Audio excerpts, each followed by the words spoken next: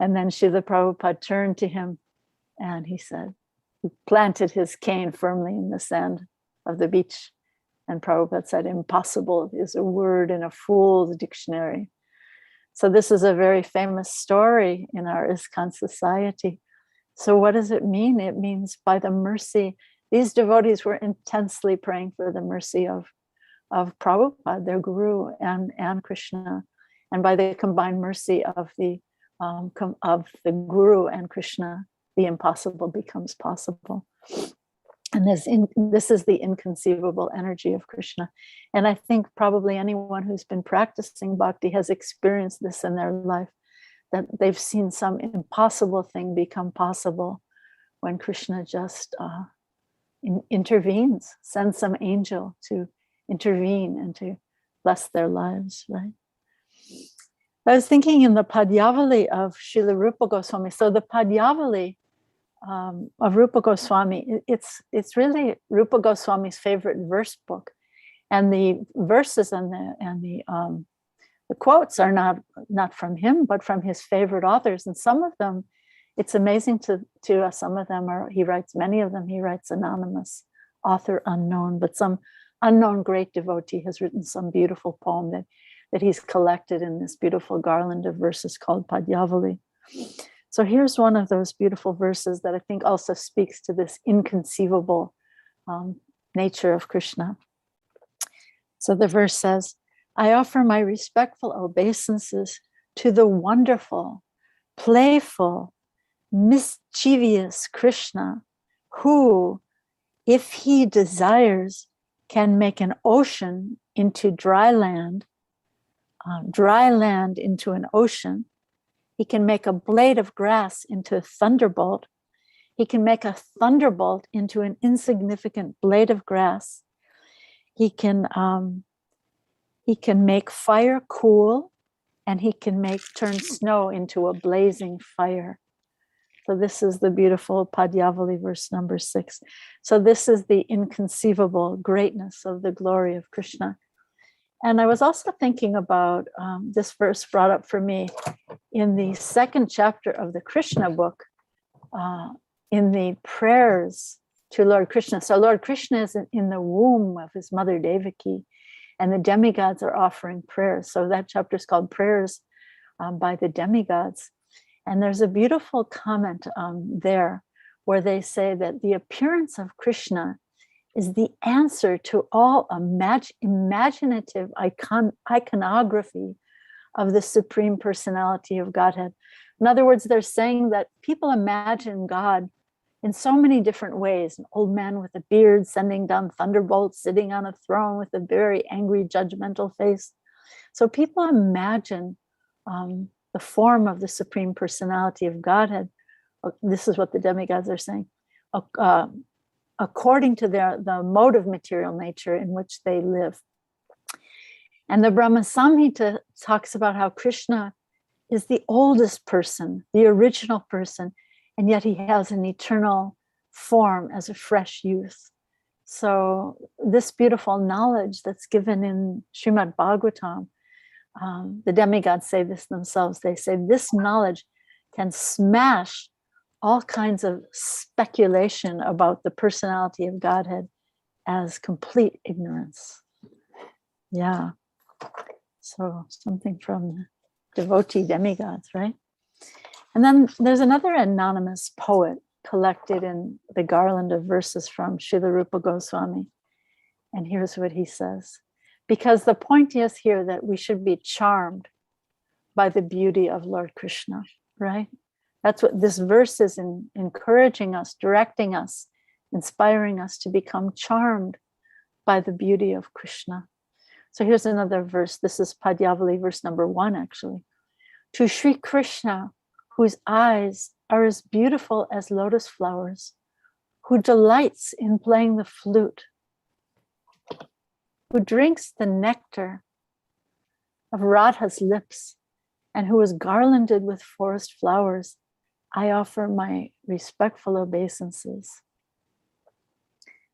Srila Prabhupada speaks so often about how all the religions of the world talk about how God is great, But the great scriptures, Srila Prabhupada explains, the great scriptures of the Bhakti tradition give the details of how God is great. And I always find it charming when Srila Prabhupada says, we have God's name, we have his father's name, we have his address. So yeah, these great devotees on the path of bhakti, they can give you his name, his father's name, his actual address. You can send the letters of your heart to him at that address. And but yet skeptics and speculators consider this to be absolutely preposterous. I remember sitting in Srila Prabhupada's garden in Los Angeles when he was speaking to a group of scholars and proposing that this unknown God is actually Krishna, and asking them, what do you think? And I think they seemed to be quite stumped, and they seemed to feel that Prabhupada was so presumptuous. Yeah, how could anyone assume to know these things about God that no one knows, right? God who's unknowable and inconceivable and unattainable. But it's so beautiful. This is the mystery of bhakti, that Krishna agrees to be known. He agrees to be bound, right? Last month we had our beautiful Kartik, month of Kartik. So he agrees to be bound, as we learned during the month of Kartik. And he reveals himself only to those pure devotees whose only desires to love him and serve him. He reveals himself to only those devotees, the ones who have no selfish desire for their own enjoyment or accumulation of speculative knowledge. There are many teachers of meditation all over the world who instruct us when we sit down in a yoga class to learn some meditation. They tell us to empty our minds and to breathe and to meditate on a candle or meditate on the void.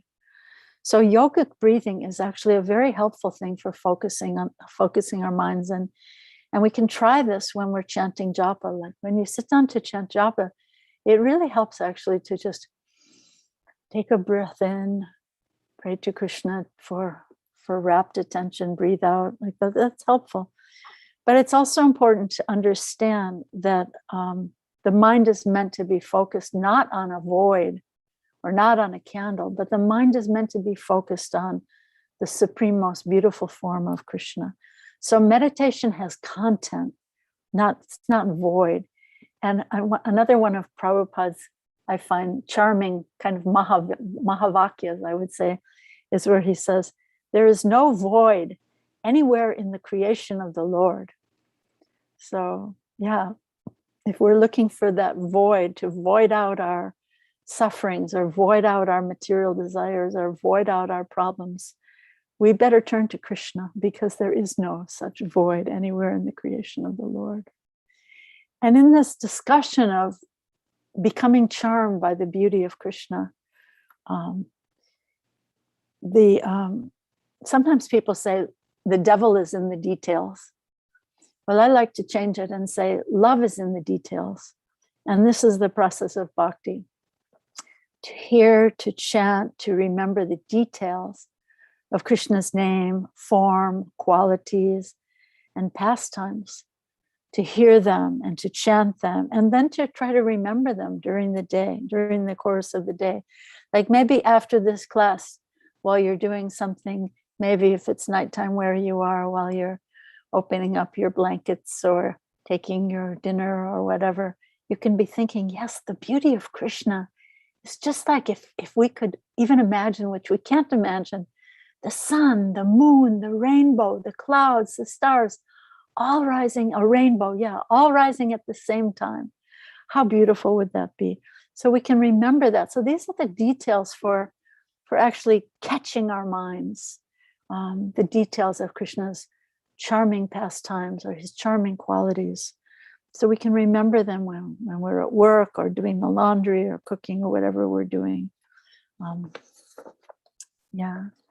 especially this name Govinda is such a beautiful name that was given to Krishna by Indra when, after Indra was apologizing for his big offenses of trying to imagine, destroy all of Krishna's dearmost residents of Vrindavan, destroy Vrindavan and destroy all the Rajavasis, right? This was his offense.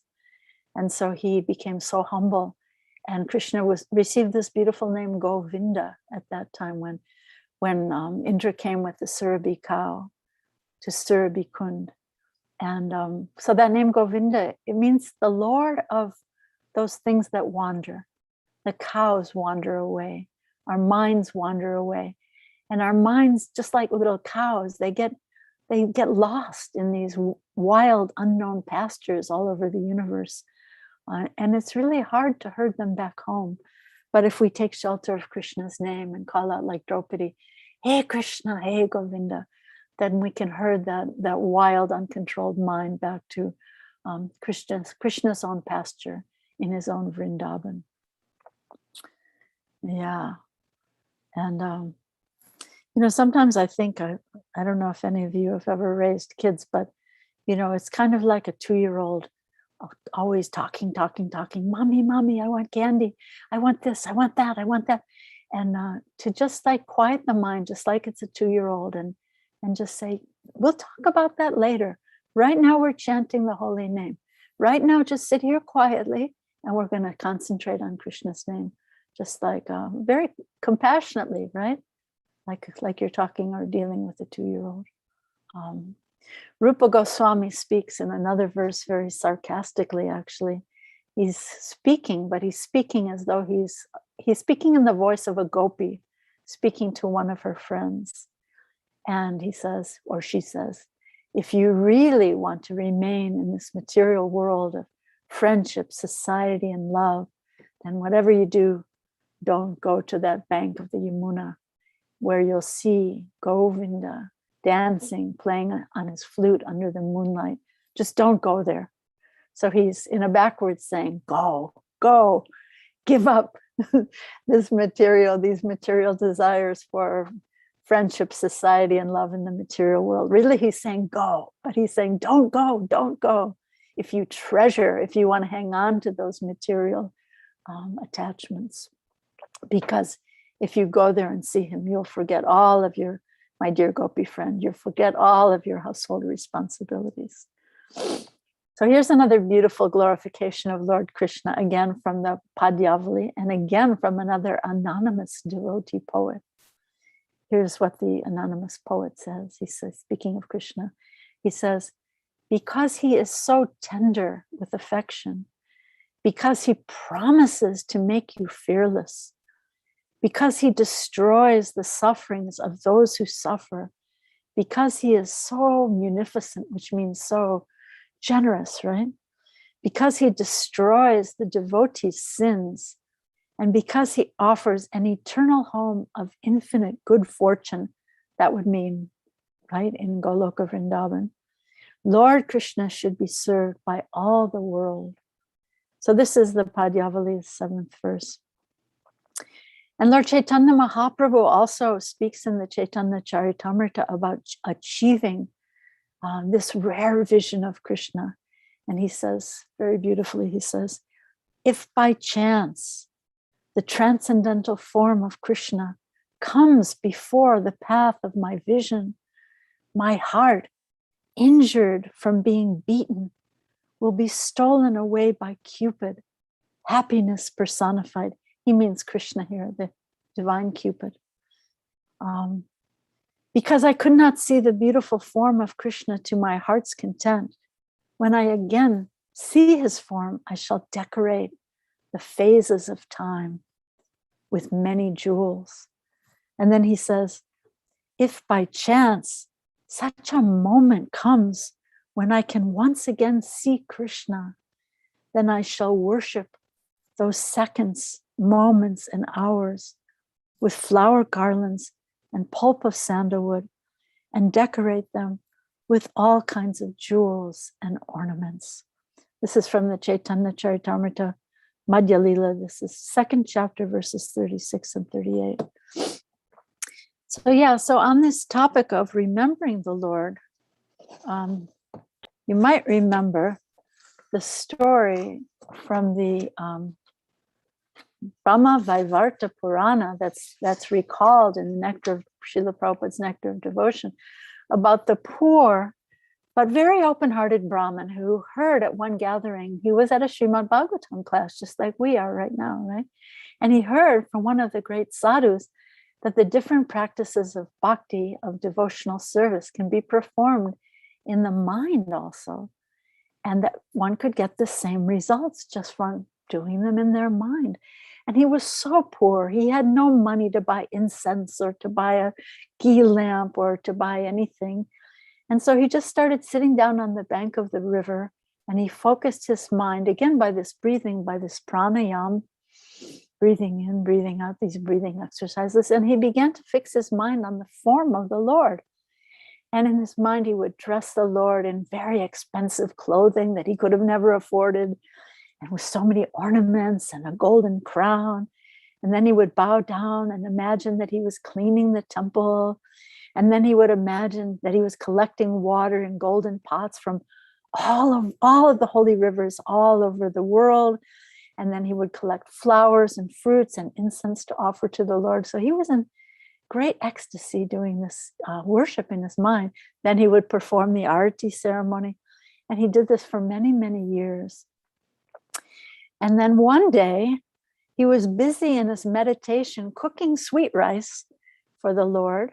And sweet rice is said to be best when it's served cold. So in his meditation, he touched the pot to see if the sweet rice was cool enough to offer yet. But he burnt his finger on the pot. And then his meditation broke. And he looked at his finger and he was so amazed and astonished that this couldn't have happened because he was just meditating, right? But his actual finger was burnt by touching the hot sweet rice pot.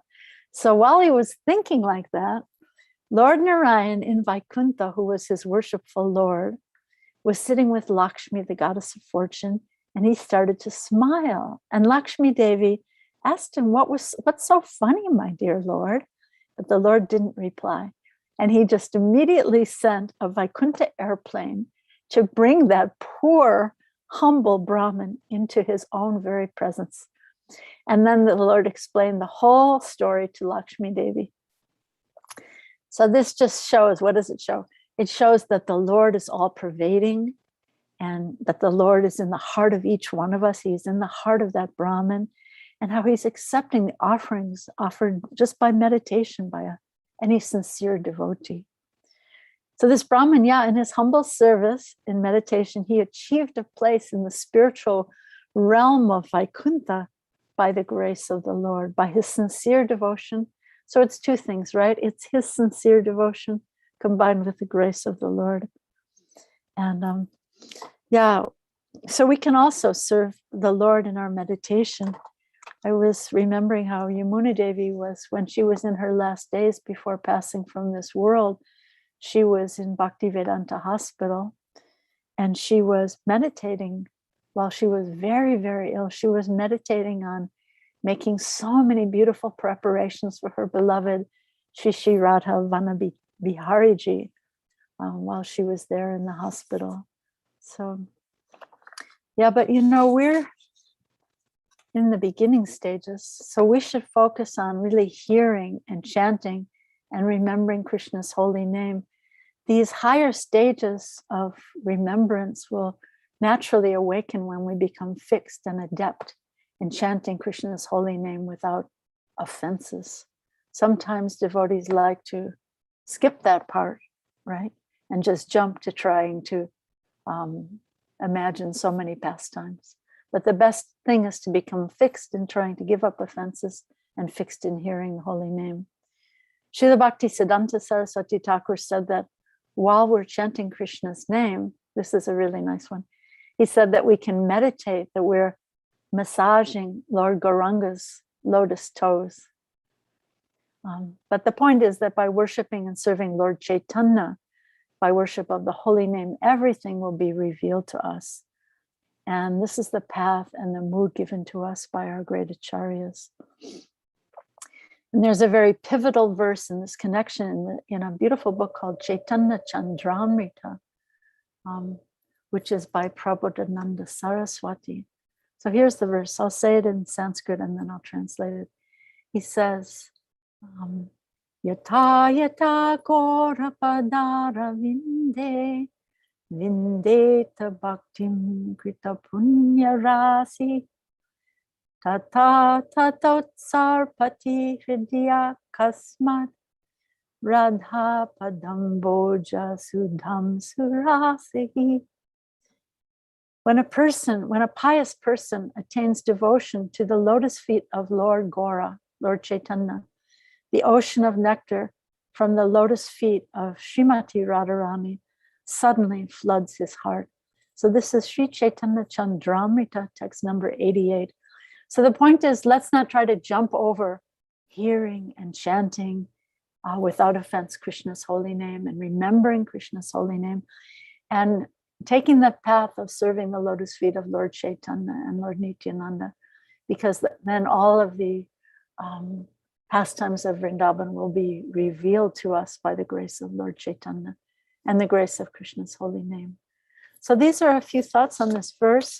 I'd like to just say the verse one more time before we take your thoughts, questions. Here's the beautiful verse. Oops, my page flipped again. Just a second. Okay. As the Lord passed along the public road of Dwarka, his head was protected from the sunshine by a white umbrella. White feathered fans moved in semicircles, and showers of flowers fell upon the road. His yellow garments and garlands of flowers made it appear as if a dark cloud were surrounded simultaneously by sun, moon, lightning, and rainbows. So beautiful. Thank you so much. So what is your takeaway? One or two words. What's important for you here? What's your takeaway? Or if you have any questions. I see there's some things in the chat. Just some nice friendly messages. So what's a takeaway for you? What's important for you? What will you remember while you're washing the dishes or tucking into bed? Hare Krishna. Hare Krishna. Thank you so much for the class. It seemed to me that you actually did not prepare for this verse because you initially were reading a different verse, yet you gave a very wonderful class on the text. Thank you. You're very kind. Actually, I did prepare for this verse, but my page in my Bhagavatam just flipped over. So I made the mistake of chanting the wrong verse. But yeah, I did prepare for this verse. But thank you. You're very generous. You see, the devotees are very munificent like Krishna. Krishna is munificent and his devotees are also munificent. Thank you, Prabhu. Okay, so Mother Sadhana Dasi, you may unmute and ask your question, please.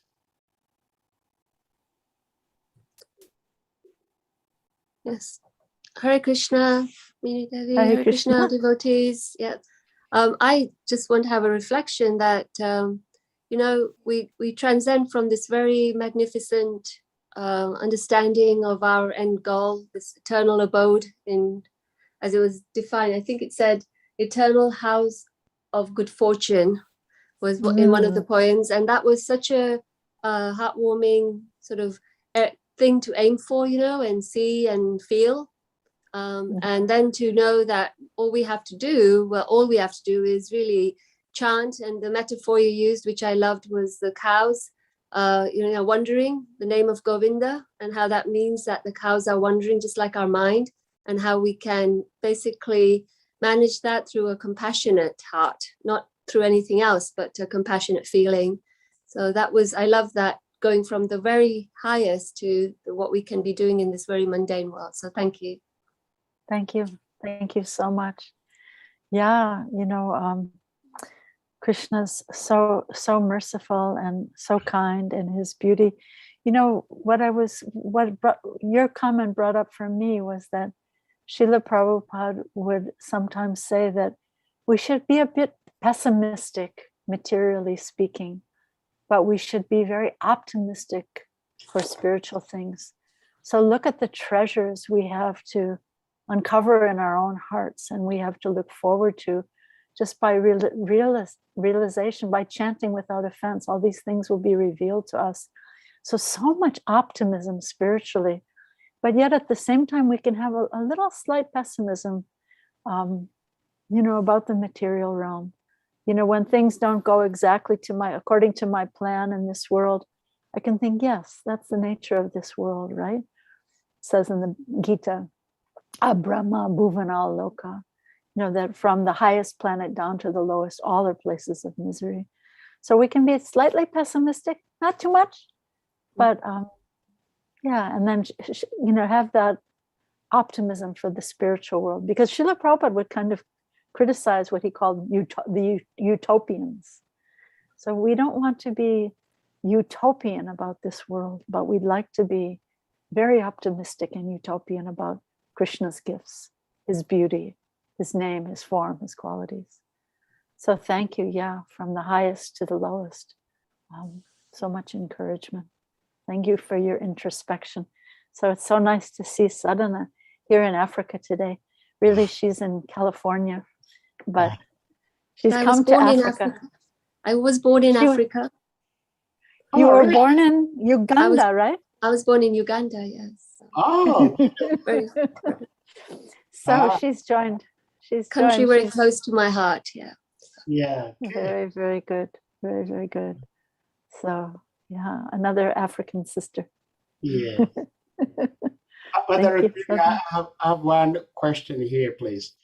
Okay. I'm trying to see if I can make my question some sort of a sandwich. Okay, a sandwich question. Yes. One is, I have been having this feeling towards Krishna that Krishna is very distant away from us, and he doesn't seem to listen to us when we ask him for whatever we need. But the story you just shared about the poor Brahmin in his meditation, cooking sweet rice, offering to Krishna, and burning his finger, and then Krishna sent him an airplane to take him back home. That is very, very encouraging and very hopeful that all is not lost. But the question is, did that happen because it was Narayan and not Krishna in his two-handed form? Because if there is this verse, let me see if I can put it on the screen, and then you throw a little bit more light on it for us. Okay. This has been kind of scary to me ever since I knew about this. This is Srimad Bhagavatam, Canto 10, Chapter 88, verse 8. This is a very, sorry. Yes. See this verse, everyone? Yasyaham anugrinami harisye taddanam shanai tato danam tajantyasya swajana dukkha dukkitam. This is another pivotal verse. And this is the verse that my husband and I were taking shelter of when Krishna was smashing down our business. But Krishna doesn't always do this. Krishna is free to do anything and everything. So sometimes we become afraid. In India, it's a very popular rumor, bad rumor about Krishna, that, if you become a devotee of Krishna, he will take away everything. So better to become a devotee of Lord Shiva, because he won't take away all your possessions. So sometimes people are afraid of Krishna because they think Krishna has this bad reputation. Yeah. He's the supreme Bhagavan, but he has a bad reputation. So the fact is, one of such. But the fact is, he gives what the devotee needs, and he doesn't always do that, because we can tell from the story of Sudama Brahmana, right? From the story of Sudama Brahmana, right? He was a little attached to being so renounced. His wife was so worried about him because he looked like he was going to starve to death. His bones were showing through his skin, and he was very happy. But his wife was like, Krishna's your own friend. Go ask him for something, because I'm so afraid you're going to starve to death, right? So because he was a little too much attached to renunciation, Krishna gave him a gigantic palace like the background we see behind you, Prabhu. Krishna turned his little shack with holes in the roof into a gigantic palace. He dressed up his Sudama's wife like the goddess of fortune. And then Sudama had to had to live that life, you know, in Krishna's service and remember. The same way Prahlad Maharaj. Nrsingadev is asking him, what can I give you? I'll give you anything. And Prahlad Maharaj said, no, I'm not a merchant. I'm not serving you to just get some, you know, material reward. I don't want anything, my Lord. And then the Lord said, all right, you take this kingdom, you rule this kingdom. And Prahlad Maharaj had to rule that kingdom, even though he had no desires.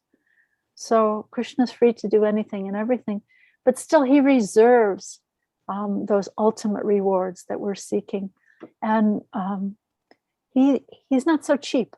You know, he's not like a cheap boyfriend that you could find loitering on the street, right? He's not like that. He has to wait and see how much we're really loving him, how we're using our time, how we're using our energy, and how we're crying for him. Wow. Let me read you. I have this really beautiful quote from Srila Bhakti Siddhanta Saraswati Thakur. Hang on, let me get it.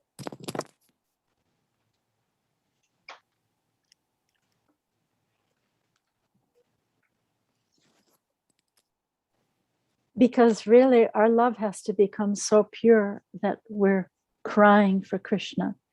And that's what Krishna is looking for. He's looking for our pure love, our purest love. And that's when he will reveal himself and give his own self. Just like at the end of the Brihad Bhagavatamrita, he says to Gop Kumar, I've been waiting so long for you. Why have you been tarrying in the material world, going from planet to planet? I've been waiting for you. You know, I've been missing you. So Krishna's missing each and every one of us, because even though he has so many great devotees greater than us, whatever little contribution in love and service that you could give or I could give is unique to you like a snowflake, or is unique to me like a snowflake that no one else can give. So he's longing for that love that only you can give. But let me read this nice quote from Srila Bhakti Siddhanta that I like very much. He's talking about crying, and he says, crying doesn't literally mean shedding tears, but crying from the heart. The heart will cry only when it will feel intense separation from Krishna. That intense separation will be felt only when it feels helplessness and shelterlessness in this material world. And such helplessness and shelterlessness is the outcome of sufferings and pangs of this world. Thus, sufferings in this world are the real friends of the living entity, because they actually help our heart to cry for Krishna.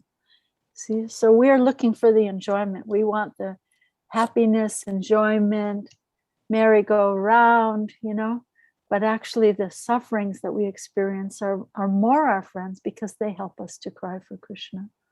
So sometimes Krishna sends what Prabhupada calls a nectar of devotion, a little pinprick, right? A little pinprick, just to like, little slap. Wake up, buddy. You're sleeping through your whole life. Jeep Jago, right? Lord Chaitanya says, Jeep Jago, Jeep Jago. Wake up. Your life is passing away. The moments of your life are passing away. So wake up and worship me, love me, chant my holy name. So I hope that helps. He doesn't always take everything away. He doesn't deserve a bad reputation. Thank you so much. I appreciate that. That gives me some sort of solace that I am with the right Supreme Lord. Yes, and just don't be attached to that palace that's in the background behind you. You should find some background. Find a background that's like a little straw shack with mud on the floor, you know, then. Okay. Anyway, whatever background you have, it's okay. Hare Krishna, thank you. Any more questions from any devotee, please? Mother Rukmini is very rare to find. So now that we have her here, please ask her your questions. Or your reflection. Maybe what stood out for you? Was there one word that stood out for you? One or two words that stood out that you can reflect back? Because that brings a full circle closure to the class when we remember and can reflect back. I see Ram Kishore Prabhu says, thank you for your wonderful class. Thank you very much. But Rukmini, see, one time I went out on Sankirtan book distribution, and this was a long time back home in Ghana, and I met one Jamaican Rastafarian. So he started asking me questions. As I was distributing books, he took one of the books and started asking me questions. And I think he was accepting whatever responses I was giving him, all the way until when he asked me, so have you guys seen God before? And I said, actually, I live with him.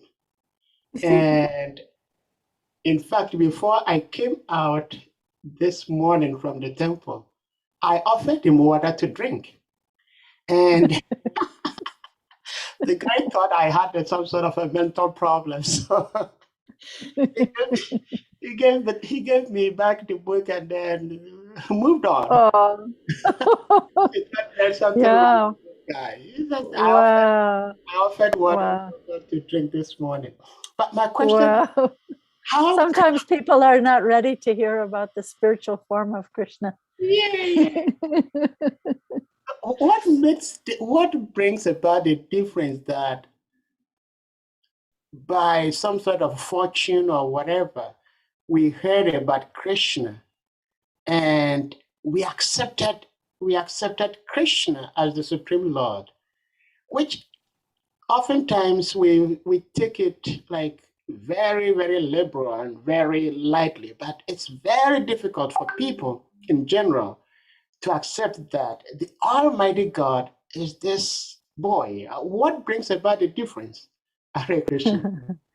Well, faith comes from the grace of the devotees. Bhakti follows the grace of the devotees. So because some devotee, every one of us could remember back to some devotee being kind to us, some devotee helping us to make that connection. But of course, in other traditions, people are worshiping also, as this quote I read before, people are worshiping according to their modes of nature.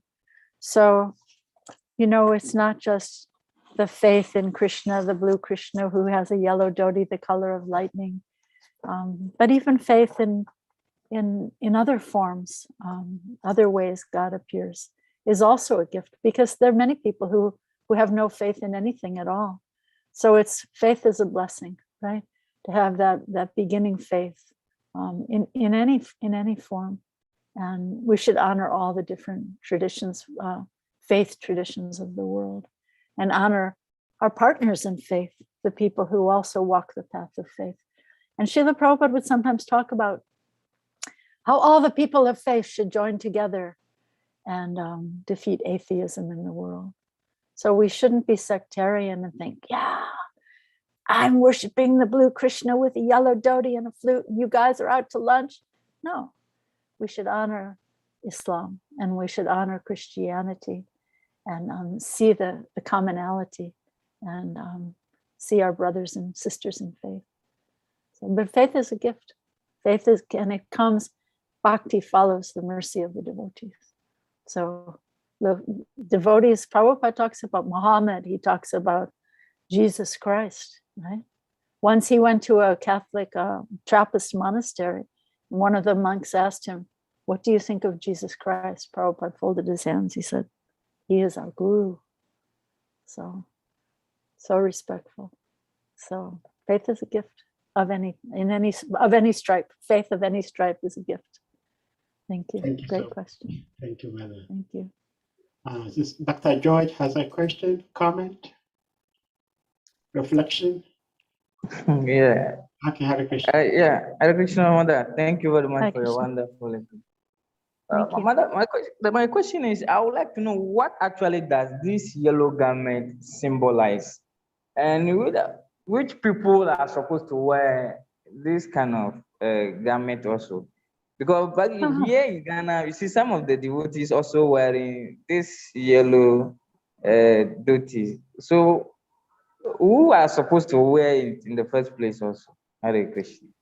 Well, Krishna wears a yellow dhoti because he likes, that's the color he likes. Just like he plays the flute, he doesn't play the trombone, he doesn't play the sax. He plays the flute because he likes it. But also, the color yellow is in the mode of goodness, and sometimes Brahmins who are worshiping the deities will wear the color yellow. It's interesting about the color yellow, you know.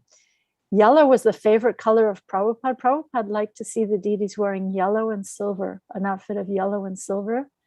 And yellow was also the favorite color of Socrates. And yellow was also the favorite color of Confucius. So isn't that interesting? Yellow is the color in the mode of goodness. It's an uplifting color. It's a color for building community. Like, this is interesting, but if you paint your house yellow, you'll have less fighting with your neighbors. Yellow is a color for building community. So, yeah. Wow. I wish I could get some of those beautiful jasmine flowers that are behind your head in your picture, and I could offer them to my deities here, because we don't have any nice jasmine flowers like that here in Washington, D.C. in the winter. But yeah, yellow is such a nice color, isn't it? Actually, once I read something that if the US government would plant yellow flowers in the around the Capitol building instead of red, they would have less fighting among their citizens. I don't know if it's true, but I read that. Wow. Yellow is such a nice color. And Krishna's dhoti, it's an indescribable, it's like a stationary lightning. So it's not even just the mundane color of yellow. Krishna's dhoti is described to be like lightning in the sky if it were stationary. Imagine that. Can't imagine. So that's beautiful. But thank you for your question. Thank you so much, Mother Rukmini. Mother Satna, did you have a question?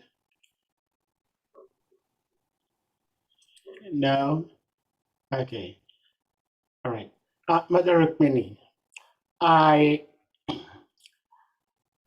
it's not, well, I'll say it's a question, but it's my observation. And since you are direct Srila Prabhupada's disciple, I know you're obviously going to say no.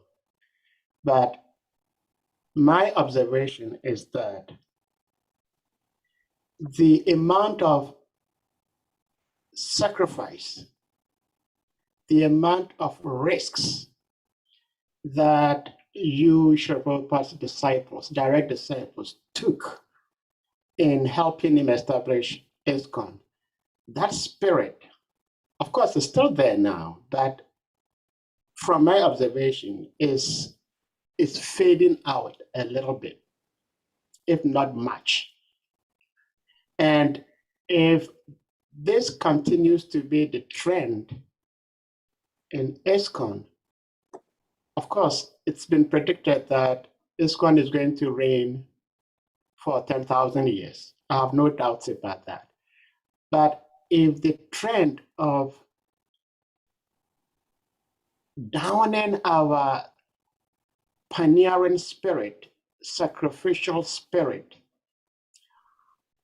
I do not see how we're going to be able to bring ourselves back to the sort of dedication and the love you, the pioneers, had for Srila Prabhupada and continue to have for Srila Prabhupada and this movement. So in short, my question is, how do we, as second, third, fourth, fifth, sixth, whatever generations that come after you, how do we maintain that same spirit? How do we maintain that same love? How do we maintain same energy to spreading Krishna consciousness? How do we do that? I'm saying my observation. I might be wearing a different colored glasses, so I'm not seeing right. So I stand to be corrected. But my observation is that ISKCON at the moment does not have that same spirit. I think we recently had your god brother Mahatma Prabhu on this platform, And he was describing some of the risks he took when he was really, really young in the devotional service. And he wonders if he would take that same risk today. So there were lots of risks you all took. And me sitting here, when I look and read and hear the risks you took, I do not find myself taking such risks, but taking those risks at your time is what brought about ISKCON that some of us are enjoying today. And if we do not take such risks today to better what has already been given us, how does the next generation also come to live in this house and make it home as Srila Prabhupada has given us? Hare Krishna. Haribol, thank you for your very deep introspection and question. You know, we should, each of us, try to be in that stretch zone by quieting down, trying to, however we can, trying to bring down that fever of material enjoyment or that fever of material addictions, right? Addictions to comfort or addictions to whatever we're attached to. So if we can bring down that fever a little bit and be in the stretch zone and pray to Krishna, pray to your guru, pray to Krishna and see what could I do?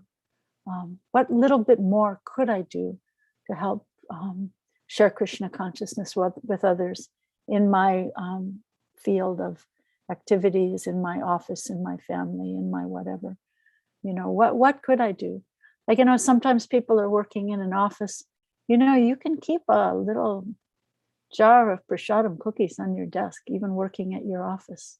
And then you'll be the most popular person in the office. Everyone will be coming to get those cookies, and their hearts will become softened little by agyata sukriti. But I think, you know, like many people in the early days did not take such risks. And I'm one of those people. I never took such great risk. Kavi Chandra Maharaj, whose picture I was seeing on the screen, I know he does a lot of preaching in Africa. He's someone who's taken a lot of risks. So even in later times, we have great devotees like Tribhuvanath and Patri Prabhu and people who, what about they call them the great veterans of this, you know, former Soviet Union.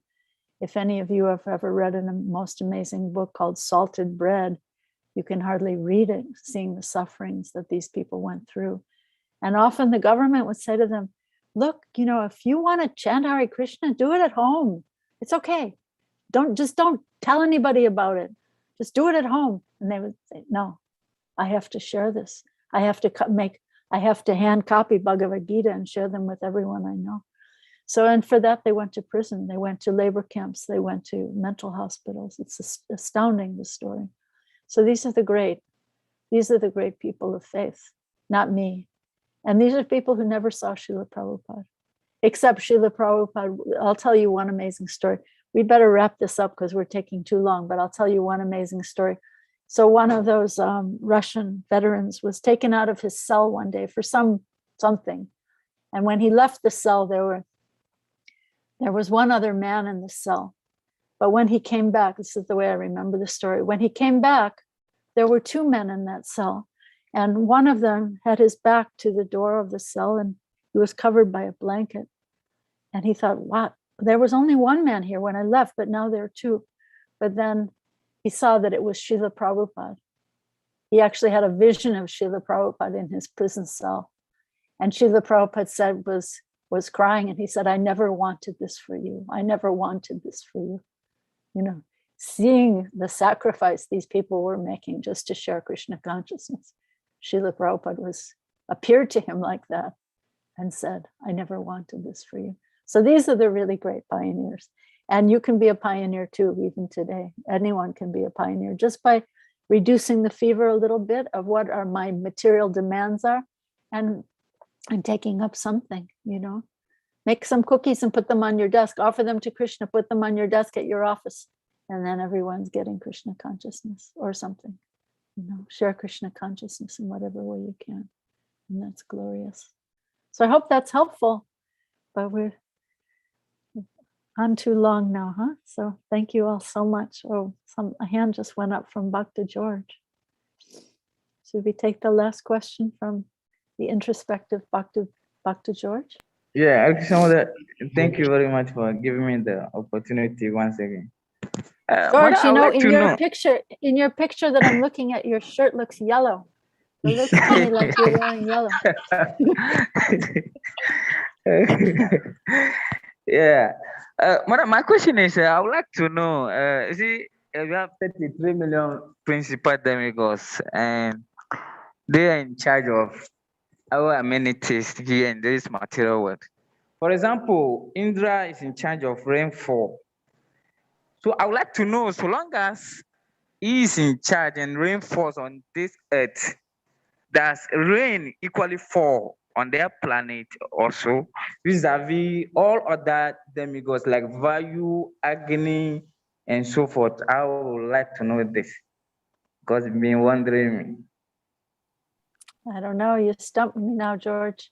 I don't really know the answer to that. I've never seen it described in Srimad Bhagavatam, so I'll have to say, maybe you can ask Kavi Chandra Maharaj. Maybe he knows the answer to that question.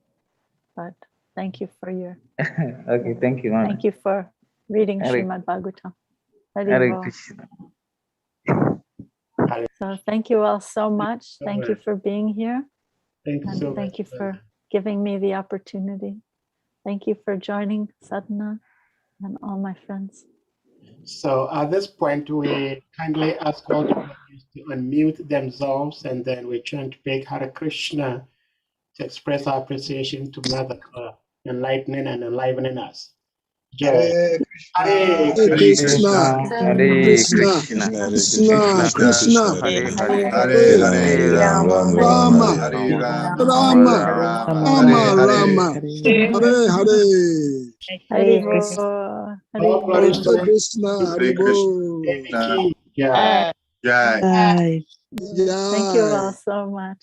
Thank you all so much. Hare Krishna. Thank you, Rukmini Mataji. Haribol. Sujaya, nice to see you. Haribol. Haribo. Haribo. Thank you all for joining.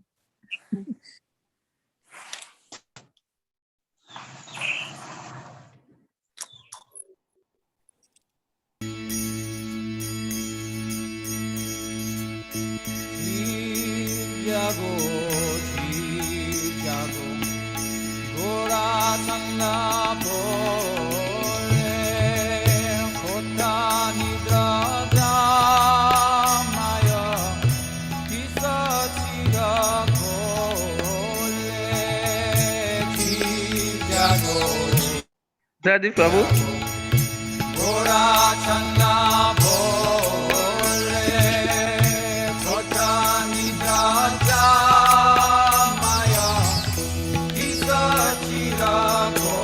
Daddy Prabhu.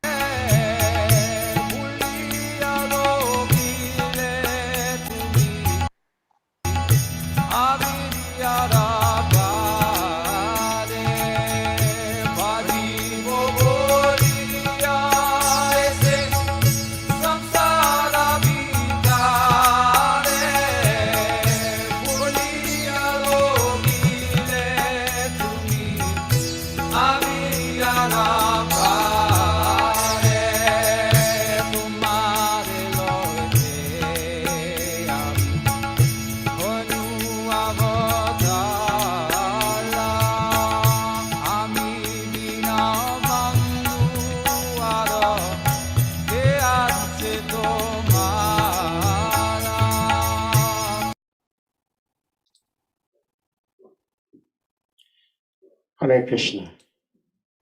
Well, thank you all for showing up today, and we'll meet again tomorrow. Hare Krishna.